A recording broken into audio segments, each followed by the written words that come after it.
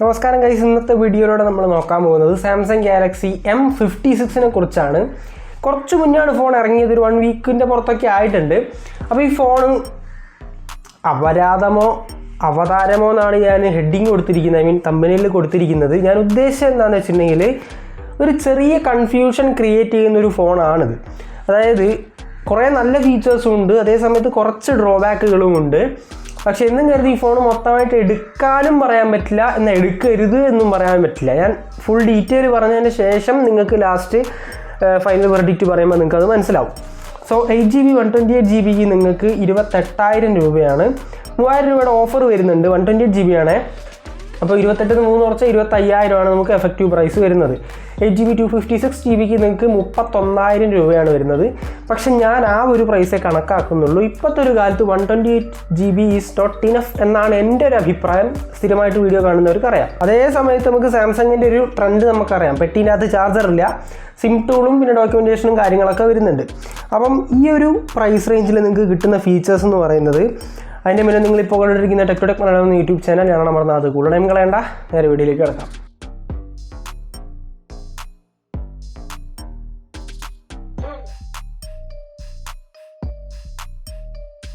First design നോക്കാം. At least design ഡിപ്പാർട്ട്മെൻറ്റിൽ ഇപ്പം ഈ അടുത്തായിട്ട് എ സീരീസിലും എം സീരീസിലൊക്കെ ഒരു മാറ്റം വരുന്നുണ്ട്. ആ മാറ്റത്തോടനുബന്ധിച്ചിട്ടുള്ളൊരു മാറ്റം ഈ ഫോണിലും വന്നിട്ടുണ്ട്. ആ ഡിസൈൻ വലിയ കുഴപ്പമില്ലാതായിട്ട് എനിക്ക് തോന്നി. അറ്റ്ലീസ്റ്റ് പുതിയൊരു ഡിസൈനാണ്. പിന്നെ ഗൊറില്ല ഗ്ലാസ് വിക്ടസ് പ്ലസിൻ്റെയാണ് ബാക്കിലും ഫ്രണ്ടിലും നിങ്ങൾക്ക് പ്രൊട്ടക്ഷൻ കിട്ടുന്നത്. നല്ല കാര്യം. ഗൊറില്ല ഗ്ലാസ് വിക്ടസ് പ്ലസിൻ്റെ ബാക്കിലും ഫ്രണ്ടിലും പ്രൊട്ടക്ഷൻ എന്ന് പറയുമ്പോൾ അത് നല്ല ഡ്യൂറബിലിറ്റി ആയിരിക്കും.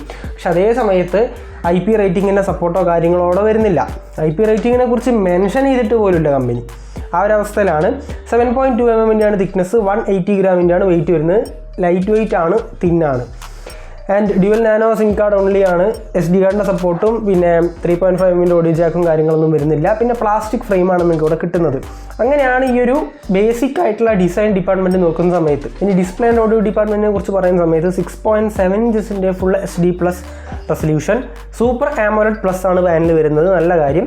ഫ്ലാറ്റ് പാനലാണ്, അതും നല്ല കാര്യം. പക്ഷേ സാംസങ് സാധാരണ രീതിയിൽ ചെയ്യാറുള്ളത് 10 ബിറ്റിൻ്റെ പാനലല്ല, 8 ബിറ്റിൻ്റെ പാനലാണ് കൊടുക്കാറുള്ളത്. സോ അത് ഞാൻ പ്രതീക്ഷിക്കുന്നുള്ളൂ. 120 ഹെർട്സിൻ്റെ റിഫ്രഷ് റേറ്റ് വരുന്നുണ്ട്. 1200 നിറ്റ്സിൻ്റെ high brightness mode, peak brightness അല്ല, ഹൈ ബ്രൈറ്റ്നസ് മോഡ് വരുന്നുണ്ട്. നല്ല കാര്യം. സോ അത്യാവശ്യം വെട്ടത്തിലൊക്കെ പോയിരുന്നാലും നല്ല ബ്രൈറ്റ്നസും കാര്യങ്ങളൊക്കെ കിട്ടും. HDR10+ കിട്ടുന്നുണ്ട്. അത് യൂട്യൂബിലും നെറ്റ്ഫ്ലിക്സിലൊക്കെ കിട്ടുന്നുണ്ട്. പക്ഷേ മോണോ സ്പീക്കേഴ്സ് മാത്രമേ കൊടുത്തിട്ടുള്ളൂ. അപ്പോൾ രണ്ട് കാര്യം നമ്മൾ നോട്ട് ചെയ്തോ. IP റേറ്റിംഗ് ഇല്ല, മോണോ സ്പീക്കേഴ്സ് മാത്രമേ ഉള്ളൂ. പക്ഷെ അപ്പോഴും നമുക്ക് സൂപ്പർ AMOLED പാനൽ 120 ഹെർട്സ്. പക്ഷെ അത് ഈ ഒരു പ്രൈസ് റേഞ്ചിൽ കോമൺ ആണ്. 28,000 രൂപ 30,000 രൂപേൻ്റെ ഇടയിലാണ് ഈ പ്രൈസ് വരുന്നത്. ആൻഡ് പിന്നെ ഗൊറില്ല ഗ്ലാസ് വിക്ടസ് പ്ലസ് ഒരു നല്ല കാര്യമായിട്ട് നമുക്ക് പറയാം. ഇനി സ്പെസിഫിക്കേഷൻസിനെ കുറിച്ച് പറയുന്ന സമയത്ത് Exynos 1480 4nm ചിപ്സെറ്റാണ് കൊടുത്തിരിക്കുന്നത്. LPDDR5X ഉണ്ട്, UFS 3.1 ഉണ്ട്. അത് പലപ്പോഴും നമുക്ക് ഈ പ്രൈസ് റേഞ്ചിൽ ചിലപ്പോൾ കിട്ടാറില്ല. 25,000 രൂപ നമുക്ക് എഫക്റ്റീവ് പ്രൈസ് നോക്കുകയാണെങ്കിൽ 25,000 രൂപയാണല്ലോ. പക്ഷേ എന്നാലും Exynos ആണ്. Exynos ഞാൻ M55ൻ്റെ റിവ്യൂ ചെയ്തിട്ടുണ്ട്, അത് ഇൻഹാൻഡ് റിവ്യൂ ചെയ്തിട്ടുണ്ട്. അപ്പോൾ അതിൽ ഞാൻ വ്യക്തമായിട്ട് പറഞ്ഞിട്ടുണ്ട്, അവർ കൊടുക്കുന്ന Exynos ചിപ്സെറ്റ് വലിയ കുഴപ്പമില്ലാത്ത രീതിയിൽ. ഇപ്പോൾ ഇതിനാണെങ്കിലും 60 FPS ഗെയിമിങ്ങും ഓക്കേഷായിട്ട് കളിക്കാൻ പറ്റും. ഏകദേശം 7,34,000 പുറത്തായിട്ട് സ്കോർ കിട്ടുന്നുണ്ട്. 75%, 80% CPU ത്രോട്ട്ലിംഗ് സ്റ്റെബിലിറ്റി കിട്ടുന്നുണ്ട്. വലിയ രീതിയിൽ ഹീറ്റ് ആവുന്നില്ല എന്നാണ് ഇതുവരെ വന്ന റിപ്പോർട്ടുകൾ അനുസരിച്ച്. സോ മൊത്തത്തിൽ അവർ ഹാൻഡിൽ കുഴപ്പമില്ല എന്ന് പറയാം. പക്ഷേ ഒരു 1 ഇയർ 2 ഇയർ കഴിയുമ്പോൾ പെർഫോമൻസ് ഡ്രോപ്പ് ആവുന്നുണ്ട് എന്നാണ് എനിക്ക് കാണാൻ സാധിച്ചത്. എൻ്റെ ഒരു ഫ്രണ്ടിൻ്റെ കയ്യിലുള്ള M55 എന്തോ ആണ്. അത് എനിക്ക് ഈ M50 സീരീസിലുള്ള ഫോണാണ്, എനിക്ക് ഉറപ്പാണ്. ഞാൻ ജസ്റ്റ് ഇവിടെ കൊടുത്തേക്ക് ഉറപ്പിച്ചിട്ട്. ആ ഫോൺ എനിക്കിപ്പോഴും ഓർമ്മയുണ്ട്. ഞങ്ങളെ സെൻഡ് ഓഫിൻ്റെ അന്ന് ഞാൻ ജസ്റ്റ് സ്ക്രോൾ ചെയ്ത സമയത്ത് അത് ഹാങ് ആവുന്നു.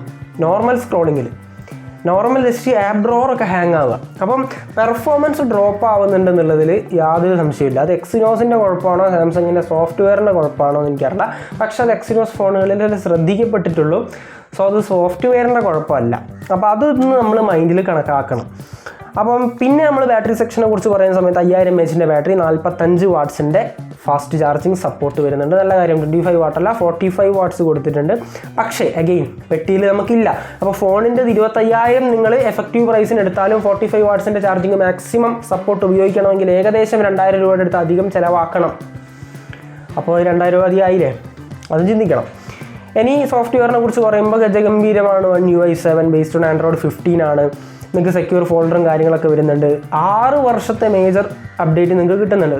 സെക്യൂരിറ്റി അപ്ഡേറ്റിനെ കുറിച്ച് ഞാൻ എവിടെയും കണ്ടില്ല, പക്ഷെ അത് 6 വർഷം തന്നെയാണെന്ന് നമുക്ക് പ്രതീക്ഷിക്കാം. 6 വർഷത്തെ മേജർ അപ്ഡേറ്റ് കിട്ടുന്നുണ്ട്. സോ Android 21 വരെ നിങ്ങൾക്ക് തരും. അതാണ് സാംസങ്ങിൻ്റെ അടുത്ത ഹൈലൈറ്റ്.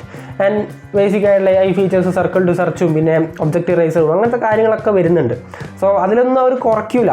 AI ഫീച്ചേഴ്സും അവരുടെ ഒരു ഹൈലൈറ്റ് തന്നെയാണ്. ആദ്യം മുതലേ AI ഫീച്ചേഴ്സ് തന്നുകൊണ്ടിരുന്നൊരു കമ്പനി സാംസങ് തന്നെയാണ്. കുറച്ച് ബ്ലോട്ട്വെയർ വരുന്നുണ്ട്, പക്ഷേ നമുക്ക് അൺഇൻസ്റ്റാൾ ചെയ്ത് കളയാൻ പറ്റും. ആൻഡ് ഓവറോൾ സോഫ്റ്റ്വെയർ സാംസങ്ങിൻ്റെ ഒരു ഹൈലൈറ്റ് ആണ്. നിങ്ങൾക്ക് ഓൾറെഡി അറിയാവുന്നതായിരിക്കും. സാംസങ് നല്ല രീതിയിൽ സോഫ്റ്റ്വെയർ ചെയ്യാറുണ്ട്. ബഗ് കാര്യങ്ങൾ പരമാവധി കുറച്ചുകൊണ്ട് നല്ല രീതിയിൽ സോഫ്റ്റ്വെയർ ചെയ്യുന്നതാണ്. സോഫ്റ്റ്വെയർ എക്സ്പീരിയൻസ് നല്ലതായിരിക്കും. സോ അതിന് ഞാനൊന്നും പറയുന്നില്ല. അടുത്തത് മറ്റ് ഫീച്ചേഴ്സ് നോക്കുന്ന സമയത്ത് Wi-Fi 6, Bluetooth വേർഷൻ 5.3, NFC-യുടെ സപ്പോർട്ട് വരുന്നുണ്ട്, ഇൻ ഡിസ്പ്ലേ ഫിംഗർ പ്രിൻറ്റ് വരുന്നുണ്ട്, ഫേസ് അൺലോക്ക് വരുന്നുണ്ട്. അതിലൊന്നും ഒരു കുഴപ്പമില്ല. ലാസ്റ്റ് ആൻഡ് ഫൈനലി ക്യാമറയെ കുറിച്ച് പറയുമ്പോൾ 50+8+2 ആണ്. 50 primary, 8 MP ultra wide, 2 MP macro. മാക്രോനെ ഒഴിവാക്ക്. അൾട്രാ വൈഡ് വലിയ കുഴപ്പമില്ല എന്ന് നമുക്ക് വിചാരിക്കാം. ഒരു ബേസിക് ഔട്ട്പുട്ട് കാര്യങ്ങൾ പ്രതീക്ഷിച്ചാൽ മതി. നമ്മൾ മെയിൻ ഒരു 50 MP ക്യാമറ നല്ല രീതിയിൽ ചെയ്തിട്ടുണ്ടാവും. ഈ ഒരു പ്രൈസ് റേഞ്ചിന് ഒത്തു തന്നെ ചെയ്തിട്ടുണ്ടാവും. അത് സാംസങ് ചെയ്തിരിക്കും. ഇതുവരെ കണ്ട ഫോണുകളൊക്കെ അങ്ങനെയാണ്. 4K 30 FPS-ൻ്റെ 10-bit HDR വീഡിയോസ് ബാക്കിൽ എടുക്കാൻ പറ്റും. അതേപോലെ തന്നെ 4K 30 FPS-ൻ്റെ വീഡിയോ, സാധാരണ രീതിയിലുള്ള 4K 30 FPS വീഡിയോസ് ഫ്രണ്ട് ക്യാമറയിൽ എടുക്കാൻ പറ്റും. ഫ്രണ്ട് ക്യാമറയിൽ 12 MP ഒരു സെൽഫി ക്യാമറയാണ് കൊടുത്തിരിക്കുന്നത്. ക്യാമറ മൊത്തത്തിൽ നോക്കുന്ന സമയത്ത് ബാക്കിലും ഫ്രണ്ടിലും 4K 30 FPS ഉണ്ട്. അതിന് ആ 12 MP സെൻസർ എന്ന് പറയുന്നത് ഫ്ലാഗ്ഷിപ്പ് ലെവൽ സെൻസറാണ് കൊടുത്തിരിക്കുന്നത് എന്നുള്ളൊരു റിപ്പോർട്ടുകളൊക്കെ കിട്ടിയിട്ടുണ്ട്. അത്രത്തോളം ശരിയാണ് തെറ്റാണെന്നുള്ളതൊന്നും അറിയില്ല. പക്ഷേ ഓവറോൾ പറയുന്ന സമയത്ത് ക്യാമറ നല്ലതായിരിക്കും. അതിൽ പ്രശ്നമൊന്നും കാണത്തില്ല, ഉറപ്പാണ്. ക്യാമറ നല്ലതായിരിക്കും. നൈറ്റോഗ്രഫിയും അത്യാവശ്യം നല്ല രീതിയിൽ ചെയ്യുന്നുണ്ടെന്ന് കേട്ടു. പിന്നെ പോർട്രേറ്റും സാംസങ് നല്ല രീതിയിൽ ചെയ്യും. സോ ഈ പ്രൈസ് റേഞ്ചിൽ ക്യാമറ ഫോൺ എന്നുള്ള നിലയ്ക്ക് നല്ല രീതിയിൽ തന്നെ നമുക്ക് എടുക്കാൻ പറ്റും. പക്ഷേ ഫൈനൽ വെർഡിക്റ്റ് ഇനി പറയാം. ഇത് ഒരു നല്ല ക്യാമറ ഫോൺ ആണെങ്കിൽ പോലും ഇതേ പ്രൈസ് റേഞ്ചിലാണ്, 30 റുപ്യ റേഞ്ചിലേക്ക് വരുമ്പോഴേക്കാണ് ഏത് വരുന്നത്, എഡ്ജ് 60 Pro വരുന്നുണ്ട്. പിന്നെ എഡ്ജ് 60 ഫ്യൂഷൻ വരുന്നുണ്ട് 25,000 രൂപ റേഞ്ചിലേക്ക്. പിന്നെ ഏതൊരു സ്റ്റൈലസിൻ്റെ ഫോൺ വരുന്നുണ്ട്, മോട്ടറോളയുടെ തന്നെ. പിന്നെ റിയൽമിയുടെ ഫോണുകൾ വരുന്നുണ്ട്. അതായത് ഇതൊരു ബെസ്റ്റ് ഫോണാണെന്ന് പറയാൻ പറ്റില്ല ഈ പ്രൈസ് റേഞ്ചിൽ. പിന്നെ നത്തിങ് 3A വരുന്നുണ്ട്. അതായത് പ്രൈസ് റേഞ്ചിൽ ഏറ്റവും ബെസ്റ്റ് എന്ന് എനിക്ക് ഒരിക്കലും പറയാൻ പറ്റില്ല. പക്ഷെ എന്നും കരുതി ഇത് എടുക്കരുത് എന്നും പറയാൻ പറ്റില്ല. കാരണം ഡ്യൂറബിലിറ്റിൻ്റെ കേസിൽ നമുക്ക് വിക്ടസ് പ്ലസ് ബാക്കിലും ഫ്രണ്ടിലും കിട്ടുന്നുണ്ട്. നല്ല സ്ക്രീൻ കിട്ടുന്നുണ്ട്. സാംസങ്ങിൻ്റെ സ്ക്രീൻ അടിപൊളിയായിരിക്കും. നല്ല സോഫ്റ്റ്വെയർ, അത്യാവശ്യം കുഴപ്പമില്ലാത്ത ക്യാമറ.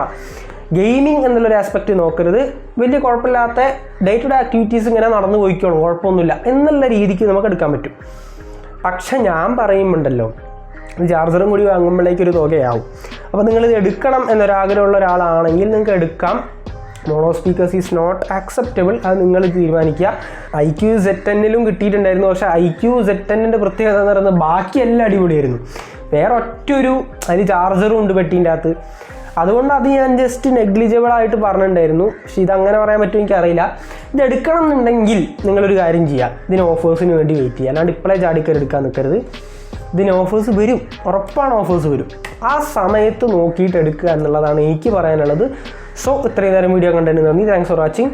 കൂടുതൽ വീഡിയോസിന് വേണ്ടി ചാനൽ സബ്സ്ക്രൈബ് ചെയ്യുക. തൊട്ട് ബെല്ലൈക്കൻ അമർത്തുക. വീഡിയോ ഇഷ്ടപ്പെട്ടാൽ ലൈക്ക് ചെയ്യുക, ഷെയർ ചെയ്യുക, കമൻറ്റ് ചെയ്യുക. ഇൻസ്റ്റാഗ്രാമിൽ പോയി ഫോളോ ചെയ്യാൻ മറക്കണ്ട. Link is in the description. So അടുത്തൊരു നല്ല വീഡിയോയിൽ കാണാം. എല്ലാവർക്കും സ്റ്റേ സേഫ്. ബൈ.